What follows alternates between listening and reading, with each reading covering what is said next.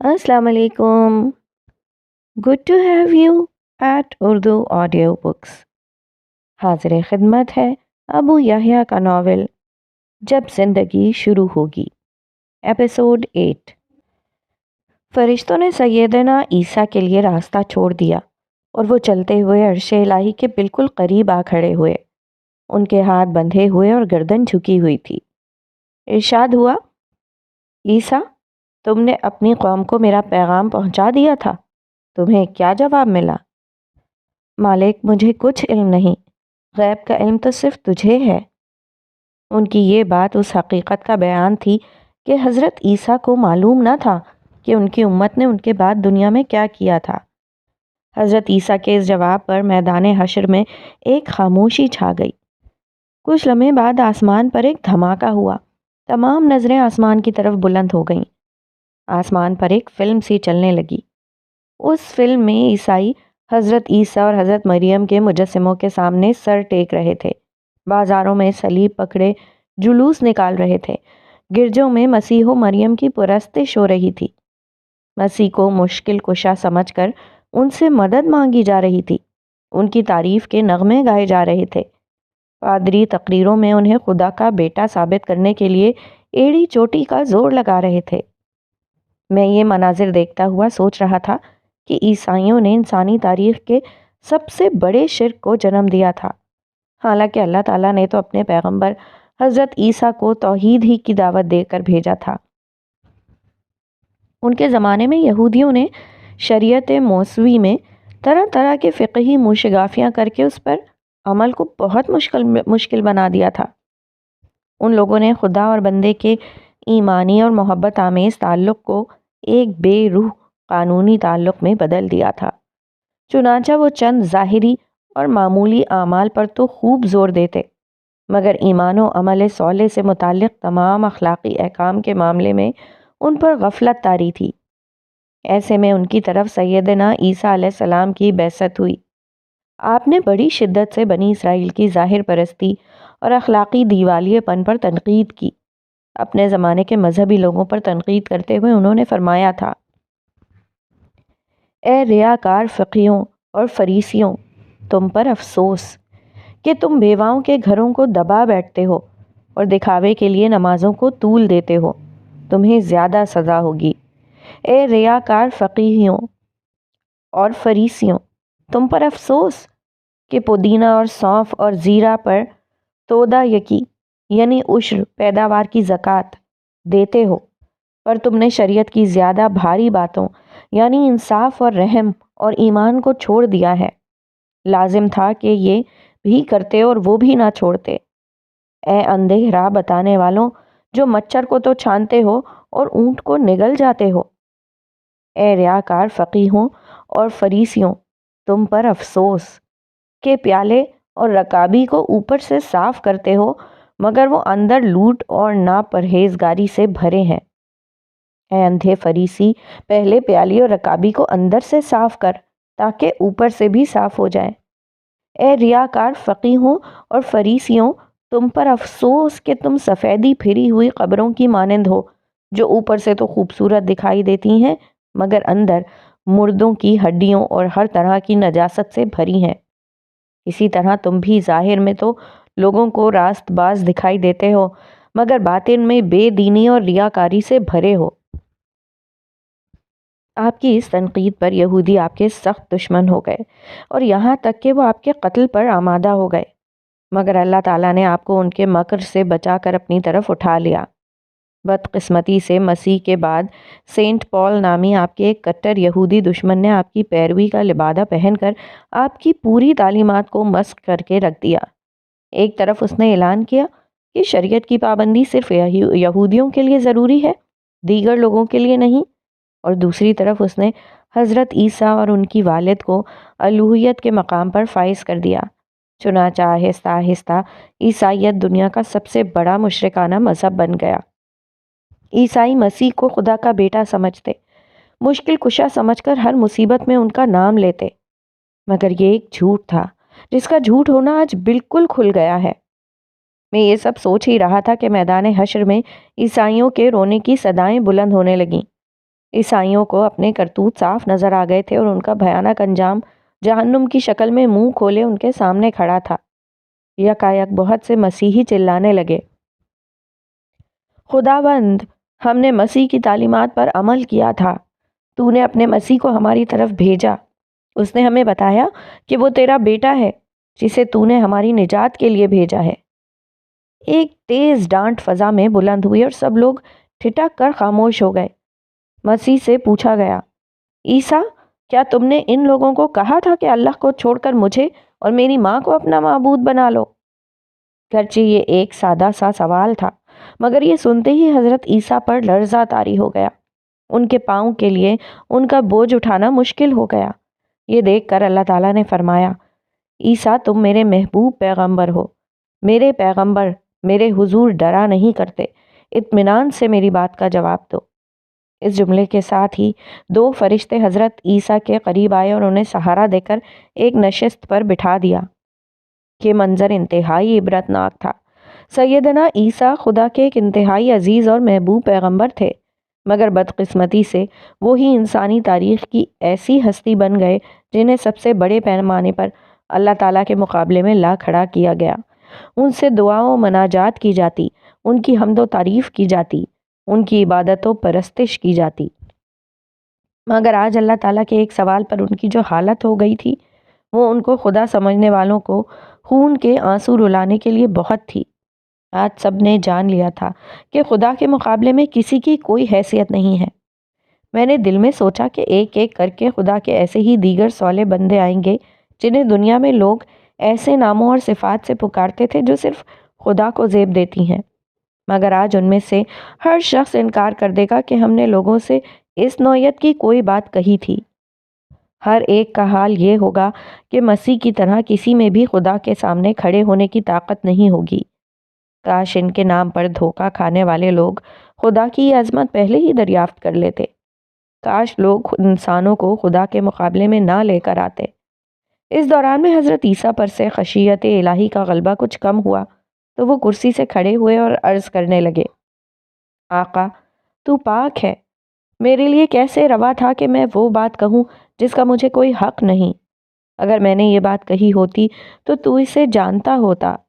میں نے تو ان سے وہی بات کہی جس کا تو نے مجھے حکم دیا کہ اللہ کی بندگی کرو، جو میرا بھی رب ہے اور تمہارا رب بھی ہے، اور میں ان پر گواہ رہا جب تک میں ان پر موجود رہا۔ پھر جب تو نے مجھے اٹھا لیا تو ہی ان پر نگران رہا اور تو ہر چیز پر گواہ ہے، اور اگر تو ان کو سزا دے تو یہ تیرے بندے ہیں، اور اگر تو انہیں بخش دے تو غالب اور حکمت والا ہے۔ یہ سن کر اللہ تعالیٰ نے فرمایا، آج صرف سچائی اپنے اختیار کرنے والے سچے لوگوں کو فائدہ دے سکے گی۔ پھر حضرت عیسیٰ کو رخصت کر دیا گیا اور فرشتوں کو حکم ہوا، عیسیٰ کی امت میں سے جس کسی کا علم اور عمل عیسیٰ کے پیغام کے مطابق ہے اسے ہمارے حضور پیش کیا جائے۔ 8واں باب، حوض کوثر پر۔ حضرت عیسیٰ کی گواہی کا منظر دیکھنے کے بعد ہم دونوں نے حوض کی طرف بڑھنا شروع کر دیا۔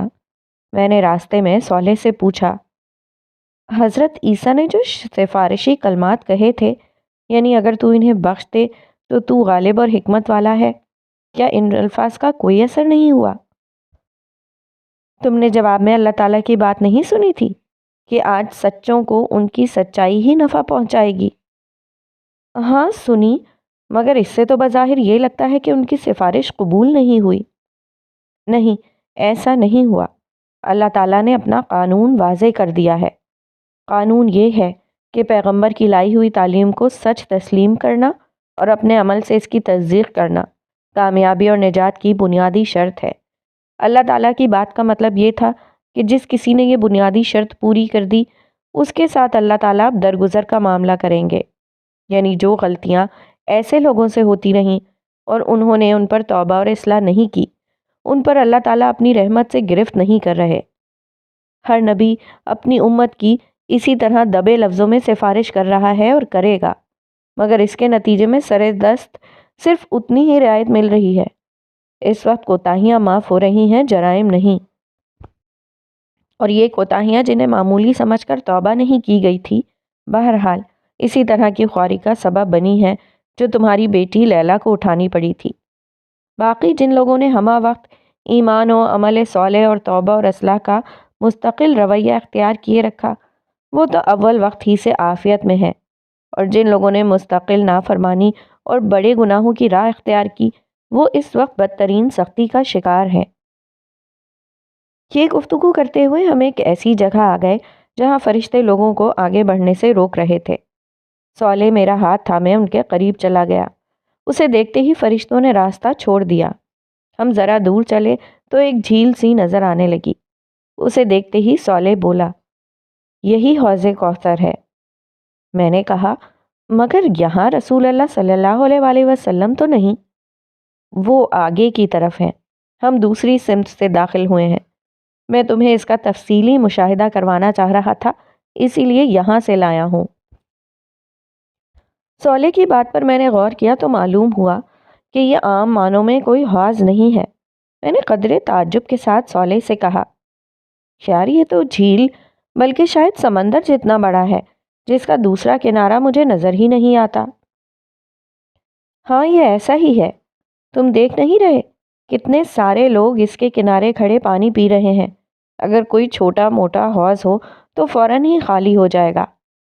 اس نے ٹھیک کہا تھا، یہاں ہر جگہ بہت سارے لوگ موجود تھے۔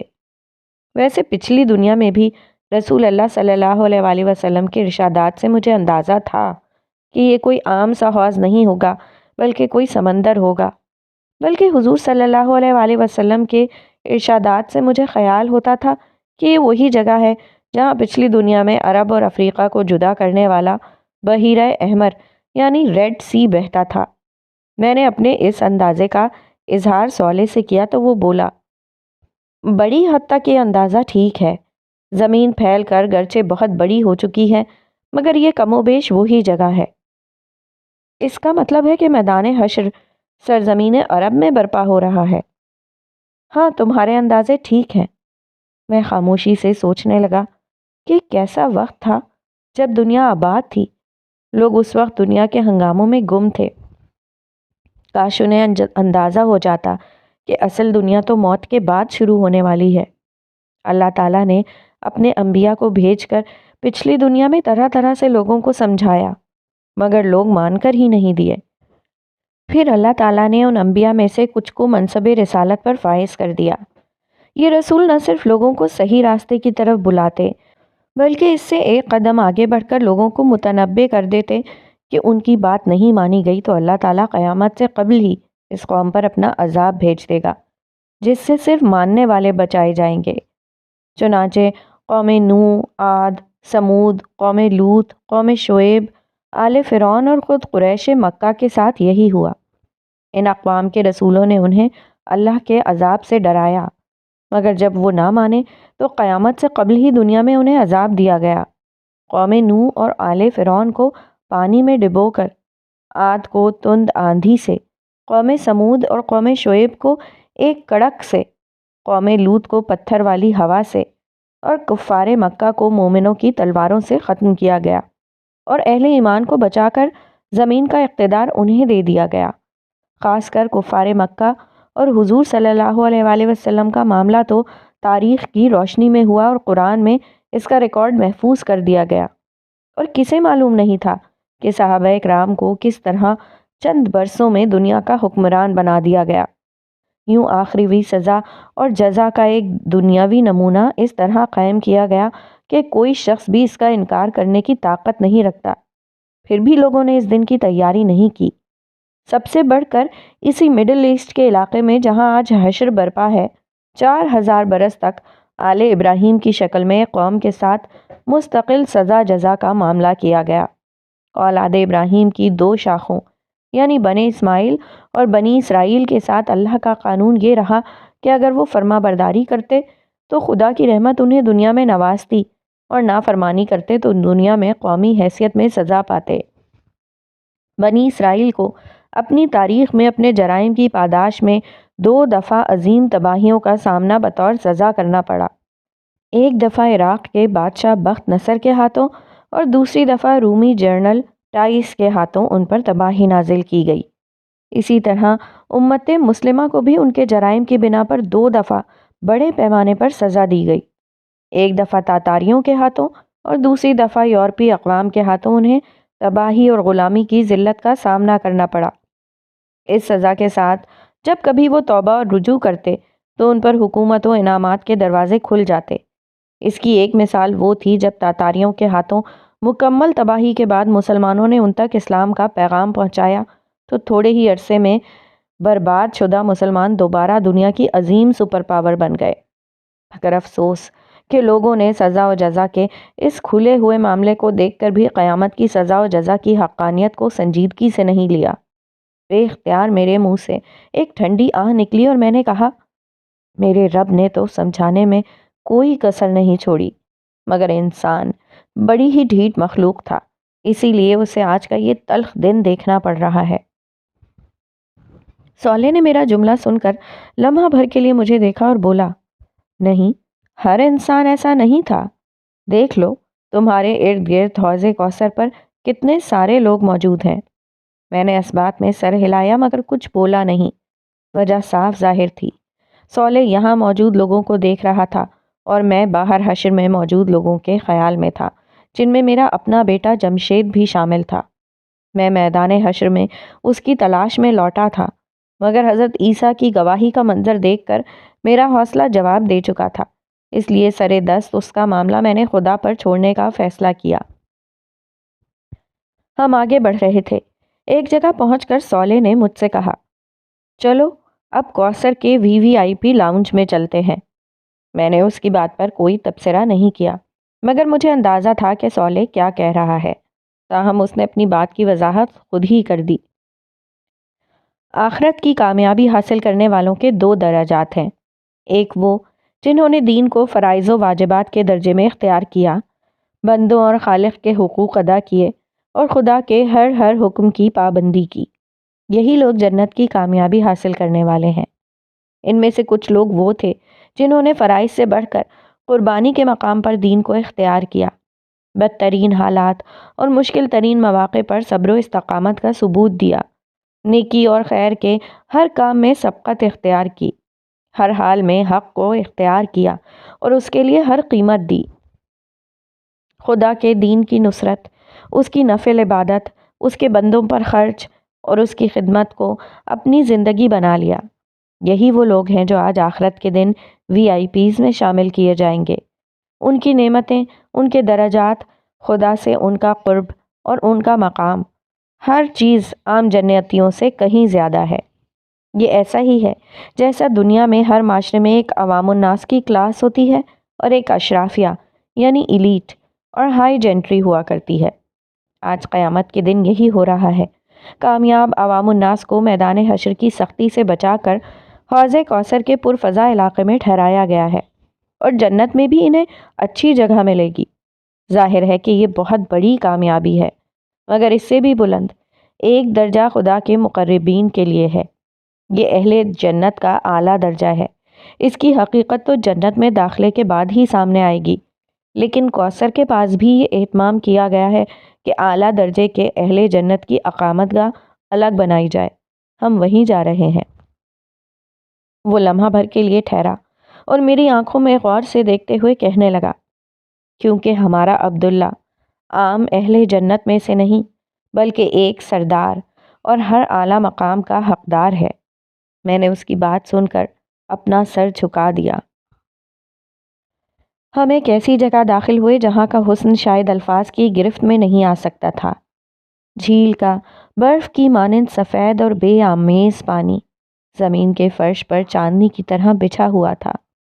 جھیل کی سطح پرسکون اور ہموار تھی اور اس کے دیکھنے سے ہی نگاہوں کو عجب طرح کی تسکین مل رہی تھی۔ جھیل کے کنارے ایسے چمکدار موتیوں کے بنے ہوئے تھے جو اندر سے خالی تھے۔ کنارے کے پاس انتہائی دبیز اور ملائم قالین بچھے ہوئے تھے جن پر چلتے ہوئے تلووں کو ناقابل بیان راحت مل رہی تھی۔ ان پر شاہانہ اور آرام دہ نشستیں موجود تھیں۔ شیشے سے زیادہ شفاف میزوں پر سونے اور چاندی کے گلاس ستاروں کی مانند چمک رہے تھے۔ جھیل سے ایسی مہک اٹھ رہی تھی جس سے مشام جان معطر ہو کر رہ گئے تھے۔ میں نے ایک نشست سنبھالتے ہوئے سوالے سے پوچھا، یہ اتنی اچھی خوشبو کہاں سے آ رہی ہے؟ حوض کی تہ میں جو مٹی ہے وہ دنیا کی کسی بھی خوشبو سے زیادہ معطر ہے، اسی کا یہ اثر ہے۔ سولے نے جھیل سے ایک گلاس بھرا اور میرے سامنے رکھتے ہوئے کہا، مزے کرو۔ اور میں نے ایک گھونٹ لیا۔ دنیا میں نے اس کی صرف تشبیہات سنی تھیں، دودھ، شہد وغیرہ، مگر یہ ان سب سے کہیں زیادہ بہتر مشروب تھا۔ گرچہ میں پہلے بھی جام کوثر پی چکا تھا، مگر اس ماحول میں پینے کا مزہ ہی کچھ اور تھا۔ باہر محشر میں سخت اور چلچلاتی دھوپ تھی، مگر یہاں شام کے جھٹپٹے کا منظر تھا۔ ٹھنڈی، خنک اور سبک ہوا چل رہی تھی۔ بالکل سورج ڈوبنے سے پہلے کا سما محسوس ہوتا تھا۔ سفید آسمان پر شفق کی سی لالی چھائی ہوئی تھی۔ یہ شفق کہیں گہری سرخ تھی، کہیں نارنجی اور کہیں زرد۔ آسمان کے یہ رنگ جھیل کے سفید پانی پر اپنا عکس یوں پھیلائے ہوئے تھے گویا کوئی گوری چٹی دوشیزہ سر پر رنگ برنگا دوپٹہ پھیلائے ہوئے ہو۔ بلا شبہ یہ ایک انتہائی دلکش اور خوبصورت منظر تھا۔ میں نے اپنے ارد گرد نظر ڈالی۔ مجھے یہ بالکل کسی پکنک پوائنٹ کا منظر لگ رہا تھا۔ لوگ ٹولیوں میں تنہا تنہا اور اپنے اہل خانہ کے ہمراہ اس جھیل یا حوض کے کنارے کھڑے اور بیٹھے آپس میں خوش گپیاں کر رہے تھے۔ سب لوگ بے حد خوش اور مسرور نظر آتے تھے۔ ان کے چہروں پہ پھیلا سکون اور اطمینان یہ بتانے کے لیے کافی تھا کہ ان لوگوں نے پالا مار لیا ہے۔ یہ موت، دکھ، بیماری، غم اور تکلیف کے ہر امکان سے دامن چھڑا کر ابدی اور سچی خوشی کے بحر ناپیدا کنار کے سامنے آ کھڑے ہوئے تھے۔ ختم نہ ہونے والی کامیابی، ماند نہ پڑنے والی خوشی، کم نہ ہونے والی لذتیں، فنا نہ ہونے والی زندگی اور واپس نہ لی جانے والی آسائشیں آج ان کے قدموں میں تھیں۔ کتنی کم محنت کر کے کتنا زیادہ صلہ ان لوگوں نے پا لیا تھا۔ اس کامیابی کا جشن مناتے ہوئے ان کے قہقہوں کی آوازیں دور دور تک سنی جا رہی تھیں۔ ان کے چہروں کی مسکراہٹیں ہر طرف بہار بن کر چھا رہی تھیں۔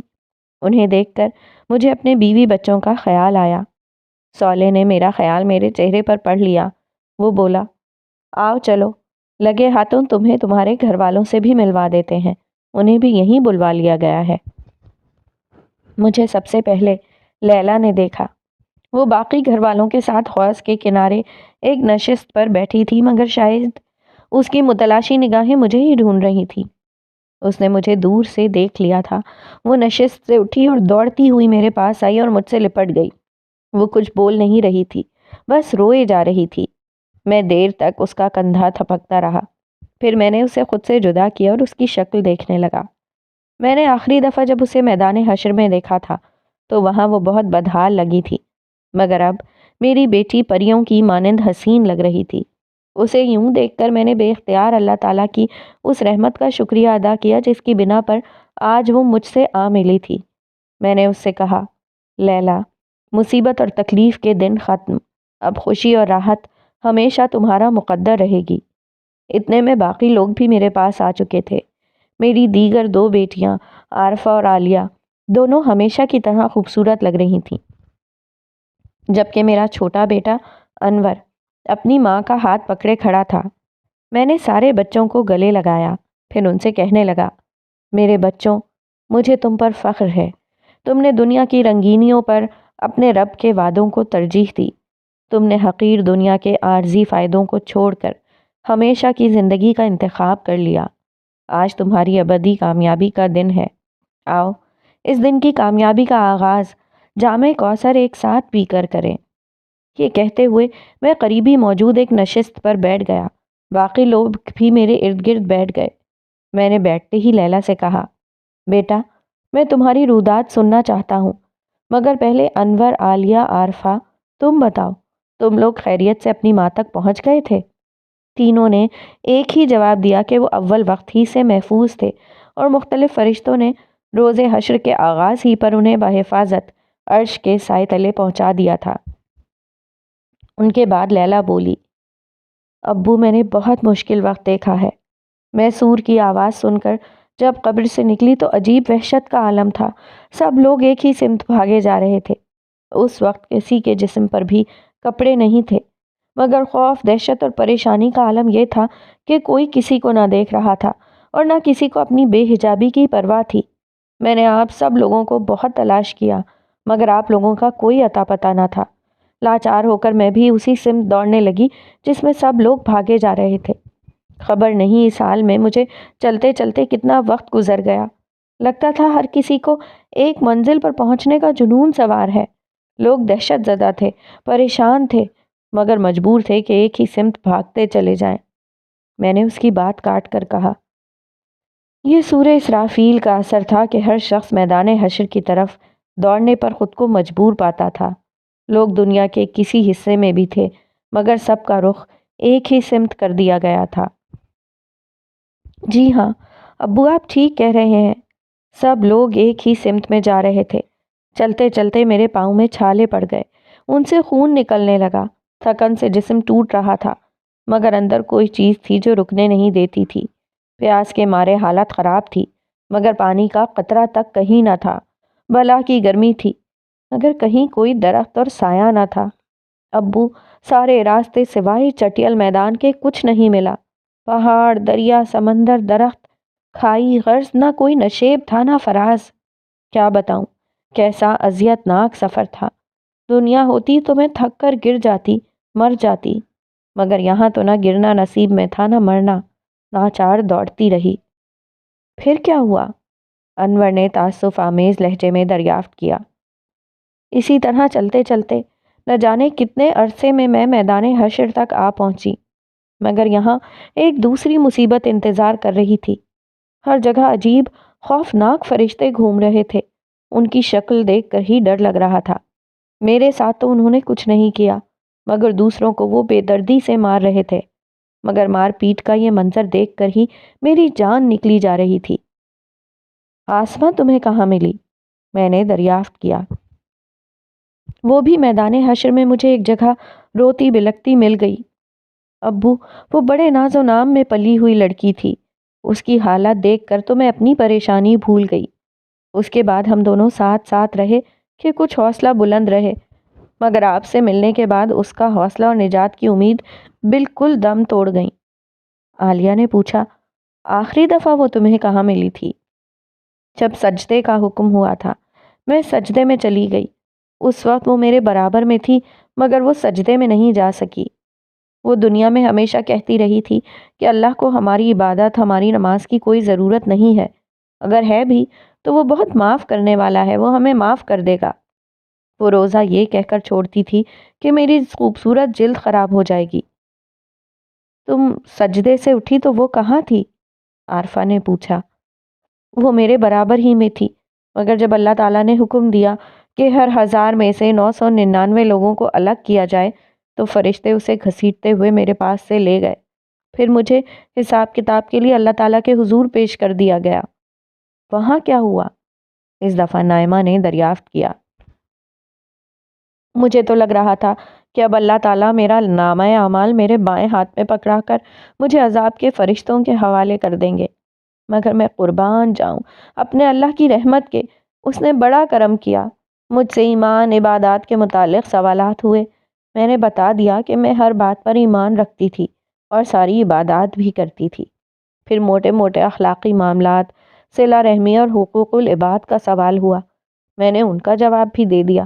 اس کے بعد مجھے یہ اندیشہ ہوا کہ اللہ تعالیٰ عام زندگی میں کی جانے والی نافرمانیوں اور گناہوں سے متعلق متعین سوال نہ کر لیں، لیکن اس کے بعد انہوں نے مجھ سے کوئی سوال ہی نہیں کیا۔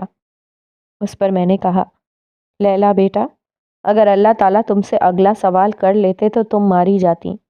وہ جس کو معاف کرنے کا فیصلہ کر لیتے ہیں اس سے کوئی ایسا سوال نہیں کرتے جس کا جواب نفی میں آنا یقینی ہو۔ یہ کام صرف ان لوگوں کے ساتھ ہوتا ہے جن کو پکڑنا مقصود ہوتا ہے۔ انہوں نے تم سے صرف وہ پوچھا جس کا صحیح جواب تمہارے اعمال نامے میں موجود تھا۔ باقی تمہارے گناہ گرچہ نامہ اعمال میں موجود تھے، مگر انہوں نے جان بوجھ کر نظر انداز کر دیے۔ ہاں ابو، انہوں نے ایک بات مجھ سے آخر میں کہی تھی، وہ یہ کہ تم عبداللہ کی بیٹی ہو، تمہیں تو اس کے ساتھ ہی ہونا چاہیے۔ اس کے بعد انہوں نے فرشتوں سے کہا کہ اس کا نامہ اعمال دائیں ہاتھ میں دے کر اس کو اس کے گھر والوں کے پاس بھیج دو۔ اس وقت میری خوشی کا جو عالم تھا میں اسے بیان ہی نہیں کر سکتی۔ صالح جو میرے برابر ہی میں بیٹھا تھا اس کی بات سن کر کہنے لگا، تمہاری بخشش عبداللہ کی وجہ سے نہیں ہوئی ہے، البتہ تمہارے درجات تمہارے والد کی وجہ سے بلند ہو گئے ہیں۔ تم اس وقت حوض کوثر کے VIP لاؤنج میں بیٹھی ہو۔ جانتی ہو تم پر اور تمہارے بہن بھائیوں اور والدہ پر یہ مہربانی صرف تمہارے باپ عبداللہ کی وجہ سے ہے۔ یہ اللہ تعالیٰ کی خصوصی عنایت ہے کہ کامیاب لوگوں میں سے جس شخص کا درجہ سب سے بلند ہوگا اس کے قریب اعضاء کو اللہ تعالیٰ اس کے ساتھ جمع کر دیں گے۔ اس پر عالیہ نے کہا، جب ہی ہم بھائی بہنوں کے خاندانوں کے کسی فرد کو یہاں آنے کی اجازت نہیں ملی، صرف ہم بہن بھائیوں اور امی کو فرشتوں نے یہاں آنے دیا ہے، باقی لوگ بھی یہاں ہیں مگر انہیں پیچھے ٹھہرایا گیا ہے۔ یہ سن کر نائمہ کے چہرے پر کرب کے گہرے آثار طاری ہو گئے۔ اس کے اندر کی ماں بولی، سوائے جمشید کے۔ یہ بات سن کر ایک خاموشی چھا گئی۔ آخر انور نے خاموشی کے اس پردے کو یہ کہہ کر توڑا، ابو، مجھے تو آپ کے استاد فرحان صاحب کی اس تحریر نے بچا لیا جو میں نے آپ سے اکثر سنی تھی۔ اس تحریر کو میں نے اپنی زندگی بنا لیا تھا۔ عارفہ بولی، بھائی وہ تحریر کیا تھی؟ ہمیں بھی سناؤ۔ انور نے آنکھیں بند کی اور بولنے لگا، ہمارے دور کے مصلحین لوگوں کے اندر سے ترقی کی اس فطری خواہش کو ختم کرنا چاہتے ہیں، جبکہ خدا ایسا نہیں کرتا۔ وہ یہ چاہتا ہے کہ اس خواہش کا رخ دنیا کے بجائے آخرت کی طرف مڑ جائے۔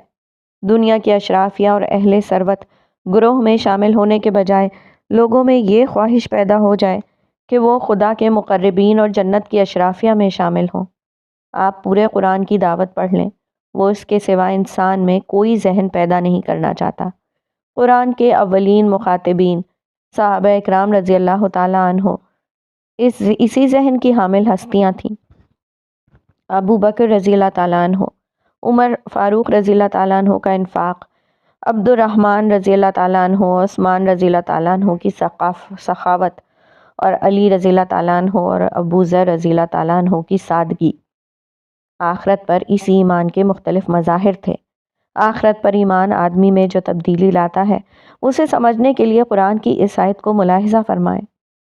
تم لوگوں کو جو کچھ بھی دیا گیا ہے وہ محض دنیا کی زندگی کا سامان اور اس کی زینت ہے، اور جو کچھ اللہ کے پاس ہے وہ اس سے بہتر اور باقی تر ہے۔ کیا تم لوگ عقل سے کام نہیں لیتے؟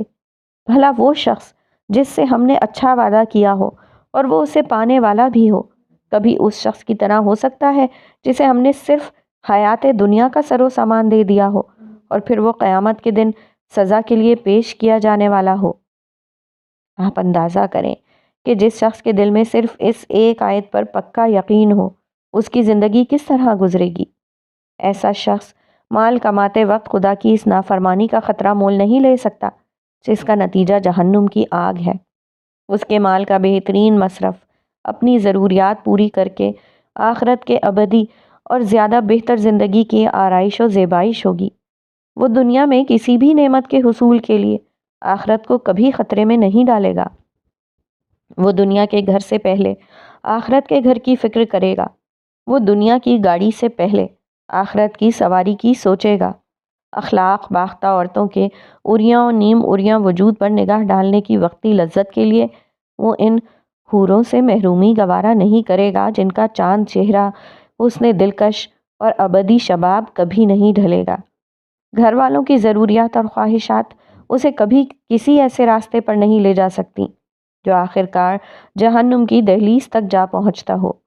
بیوی بچوں سے اس کی محبت اسے مجبور کرے گی کہ وہ انہیں بھی جنت کے راستوں کا مسافر بنائے، ان کی تربیت کرے، انہیں وقت دے، انہیں بتائے کہ جینا تو صرف آخرت کا جینا ہے، کامیابی تو صرف جنت کی کامیابی ہے۔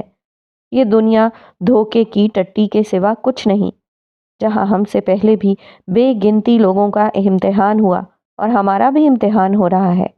چند برسوں کی بات ہے، نہ ہم رہیں گے نہ امتحان کے یہ صبر آزما لمحے۔ کچھ ہوگا تو خدا کی رحمت ہوگی، اس کی جنت ہوگی، ختم نہ ہونے والی نعمتیں ہوں گی، عزت و اکرام کی رفتیں ہوں گی، لہجوں میں وقار ہوگا، چہروں پر نکھار ہوگا، صالحین کی پاکیزہ قربت ہوگی، دوست احباب کی پرلطف صحبت ہوگی، ہیرے جواہرات کے محلات ہوں گے، مشک و عنبر کے باغات ہوں گے، سندس و حریر کی آرائش ہوگی، یاقوت و مرجان کی زیبائش ہوگی، دودھ و شہد کی نہریں ہوں گی، مائع مصفہ کی لہریں ہوں گی، سونے چاندی کے شجر ہوں گے، آب و شراب کے ساغر ہوں گے، فرشتوں کے سلام ہوں گے، مرغ و ماہی کے طعام ہوں گے۔ غرض عیش و سرور اور حور و خدام کی ابدی دنیا، آب و شراب اور قصر و خیام کی یہ ابدی دنیا، جاہ و حشم اور لذت و انعام کی یہ ابدی دنیا، چین و سکون اور لطف و اکرام کی یہ ابدی دنیا، وہ دنیا ہوگی جہاں کوئی دکھ نہ ہوگا، کوئی غم نہ ہوگا، کوئی مایوسی نہ ہوگی، کوئی پچھتاوا نہ ہوگا، کوئی محرومی نہ ہوگی، کوئی محدودیت نہ ہوگی۔ بد نصیب وہ نہیں جسے فانی دنیا نہیں ملی، بد نصیب وہ ہے جسے یہ ابدی دنیا نہیں ملی۔ اس بات پر انور کی آواز بھرا گئی۔ اسے شاید اپنے بھائی جمشید کا خیال آ گیا تھا، مگر اسے معلوم نہ تھا کہ اس نے یہ تحریر سنا کر میرے لیے جمشید کے صدمے کے ساتھ میرے استاد فرحان صاحب کا صدمہ بھی جمع کر دیا ہے۔ میں نے دل میں سوچا، شاید میدان حشر میں بھی ہمیں کچھ نہ کچھ غم دیکھنے ہی ہیں۔ یہ صرف جنت ہی ہے جہاں داخلے کے بعد ہر غم اور ہر پریشانی ہمیشہ کے لیے ختم ہو جائے گی۔